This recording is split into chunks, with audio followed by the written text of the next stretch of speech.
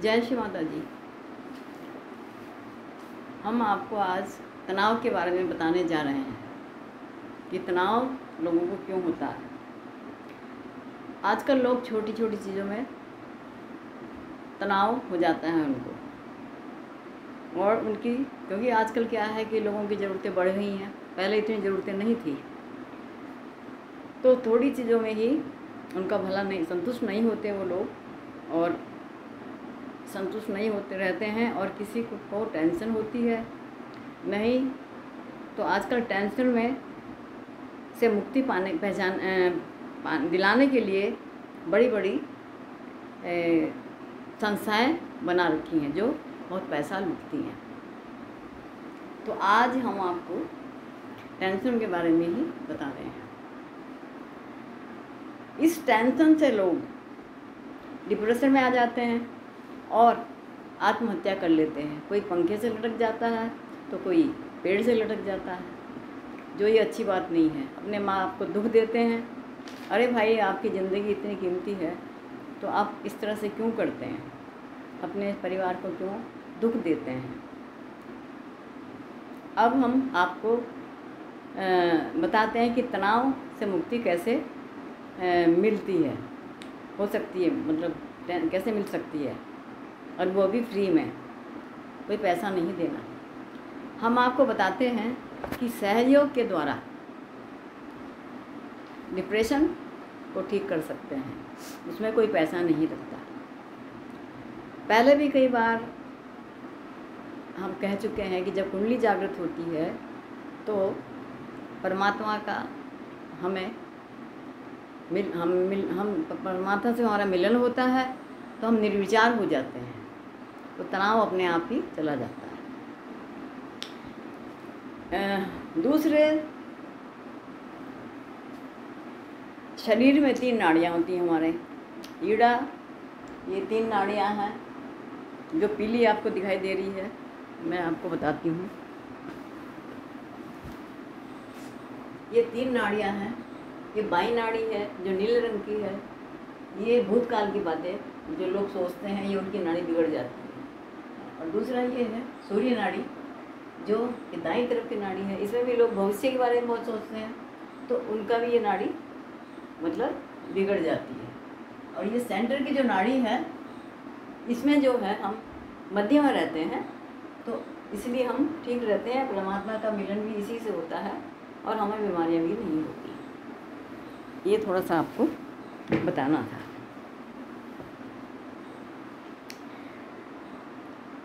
हमारे शरीर में 3 नाड़ियाँ आपको बताई। पहली ईड़ा, जो ईड़ा नाड़ी है वो बाईं तरफ की नाड़ी है, जो भूतकाल के बारे में जो हम ईड़ा नाड़ी से हम भूतकाल में चले जाते हैं, पिछली बातें सोचते रहते हैं, और ये मतलब भाई हम पहले ऐसा था, पहले वैसा था, इस तरह से सोचते रहते हैं। यह नाड़ी हमारी बाईं नाड़ी है, जो हमें पिछली बातों को सोचते रहते हैं। और दूसरी नाड़ी जो हमारी सूर्य नाड़ी है, हमारी दाईं जो नाड़ी है, ये इसमें हम लोग भविष्य के बारे में सोचते रहते हैं। हम कल क्या करेंगे, परसों क्या करेंगे, इस तरह से सोचते रहते हैं। तो इसमें क्या होता है कि दाईं तरफ की जो नाड़ी होती है, ये हमारे दाएं स्नायु तंत्र को प्लावित करती है, पोषण करती है। और जो बीच की नाड़ी है, सेंटर की हमारी, वो बैलेंस की नाड़ी है। तो इसमें क्या है, सुषुम्ना नाड़ी कहते हैं इसको। इसी से हमें योग भी होता है। अब ये तीनों नाड़ियाँ के बारे में आप सब सहयोग में आ जाते हैं, तो उन्हें अच्छी तरह से समझ जाएगी। जब आप सहयोग में आएंगे तो आप अच्छी तरह समझ जाएंगे इन नाड़ियों को। लेकिन डॉक्टर लोग इसको नहीं समझते, वो डिप्रेशन का इलाज भी नहीं कर सकते। सहयोग में आप तुरंत जान जाते हैं कि जब बाईं ओर को होते हैं तो सोचते हैं, ये हम सुप्त अचेतन में चले जाते हैं और हम डिप्रेशन में चले जाते हैं। और दूसरे, जब हम दाईं तरफ होते हैं तो हम भविष्य काल की बातें सोचते रहते हैं, तो कि कल क्या परसों क्या करना है, इन सब बातों के बीच में ही हम लोग भूल ही जाते हैं कि हमें क्या करना है और नहीं कर पाते। ऐसे लोगों के साथ बहुत समस्याएं बढ़ जाती हैं।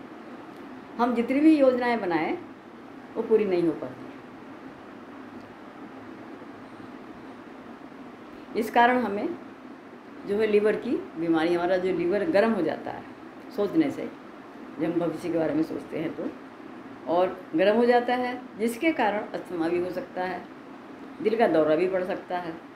जब लीवर की गर्मी नीचे जाती है तो ऐसे आदमी को गुर्दा रोग हो जाता है, हो सकता है। मतलब यह कब्ज भी मतलब होता है इससे।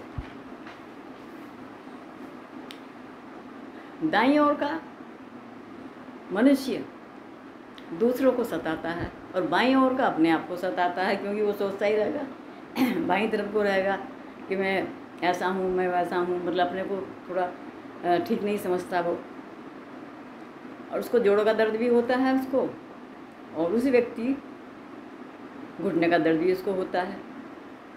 ये बीमारियां से हो जाती हैं, वो दुखी रहता है।